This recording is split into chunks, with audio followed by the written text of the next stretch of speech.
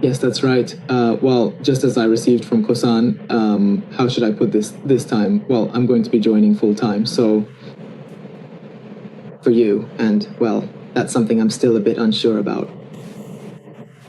Well, I was a bit worried about whether I could really do this full time. I was a little anxious about whether I could make it as a freelance engineer, so, is there a trick or tip making work smoothly? I would really appreciate it. But, well, when it comes to anything technical, I think it would be good for you to have a lot of experiences where you make decisions for yourself. If you're going to take on a challenge at this time, I think it's okay to fail. So making decisions and giving things a try is probably the most important thing. There are various things like technical skills you can gain in the short term, but in the end, what really matters in the long run is whether you can take responsibility and see things through. Especially now, in the age of AI, I think that's become even more important. Honestly, even if the person you ask to do a job is an AI, as long as you can just assign them a certain area, keep in touch a little, and only need to check in and get reports, it works out fine. That way, it's easier for both sides to work together, and so well, I think you'll probably be able to get more work that way, and since your company likely has strong technical capabilities, in that sense, it really just comes down to whether you can catch those opportunities and whether you're needed. As for the technical side, well, there are things you just can't fill in yourself, and AI can handle a lot of it now, so yeah, I feel like it's best to just do your best in that area. I see. By the way, you mentioned earlier that you might have technical skills now. What made you feel that way? I thought that after listening to it, I would be able to make a decision. Something like this. However, when it comes to technical ability, everyone is a bit skeptical. Well, a lot of people say that.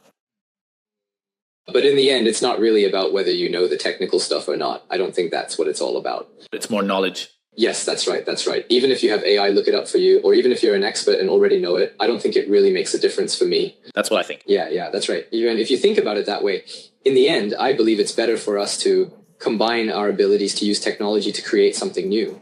And besides, Maida-san, you have other experiences as well, right? You can look things up yourself, ask AI, and then judge whether the answer seems good or not. And you also have the ability to reject things if necessary, don't you? And even if that's the case, even if it's wrong. As for whether you can actually do this properly or not, I think it's fine. When it comes to technical skills, I feel like it's the ability to make something happen. Well, I wondered if that's something that can be developed. And if you feel like you don't have much experience, it's not that you lack potential at that point. That's how I see it. Oh, certainly. Yeah, right. Yeah. Thank you very much. Aren't you anxious? Well, that's true. In the end, I think that no matter how far you go, the anxiety never really goes away. That's how it is. Yes, certainly. And also, isn't it good that you're not trying to make someone else take responsibility for you? Yeah, that's true. First of all, right. You end up wanting to do as you're told, don't you? Yeah, because it's easier that way. But then AI will just take over, and you'll end up in that loop where jobs disappear. So in that sense, I think it's actually a good thing. But according to the current research... I see. Yeah, but actually people like that end up getting more work in the end, even if you're freelancing or something on your way back. Rather than someone who just does the job exactly as they're told, I think it's better to be the kind of person who can figure out what needs to be done, even if it hasn't been explicitly mentioned, and make decisions on your own. Right now, I think if it were the current situation, I would do it. So I believe it's better to be in an environment where you naturally have to do those things on your own. It's not really... You can do it anywhere, really. But I do think it's better to be in an environment where it's expected of you. Well, doing things on your own initiative, being that kind of odd person. I guess I was probably that type too, like you, Kosan. There are people who get looked at strangely for doing things in environments where you don't really have to do them, but honestly, there's no harm in it. I just think it's better to be in an environment where people naturally do things on their own initiative. In that kind of environment, you can grow naturally, and you'll also be recognized for it. That's what I think. But how about you, Raishu? Are you okay? Yes, I have a question. Hearing what you just said actually gave me a bit more confidence. But... In the end, it's the same when you write on the train, isn't it? They always ask, so what did you do at the end? Yeah. That's right. Well, what kind of decision did you make, and under what circumstances?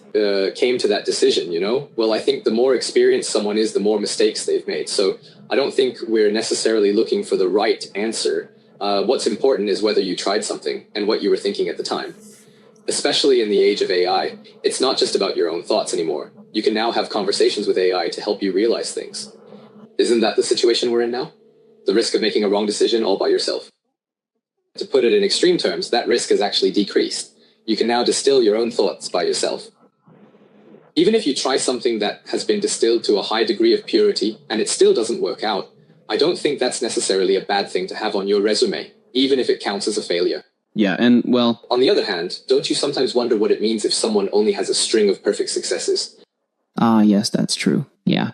It's not necessarily a bad thing either way. It's just a different kind of life. But in the age of AI, AI will handle the things we already understand. So if you think about it, isn't it important to figure out how much of what we already know we can delegate to AI? Basically, these tasks that are finished just by writing them down. That's true. Exactly. It's precisely because we're in the age of AI that failing becomes important, right? Yes, that's right.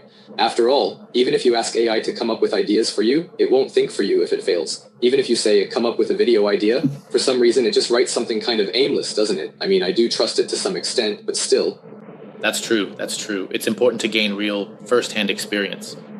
Yeah, I think so too. And as long as you can get yourself to the point where you can start things up on your own, if you operate the AI within those boundaries, there will be fewer failures, and by doing so, you'll be able to generate your own resources. If you use it well, then...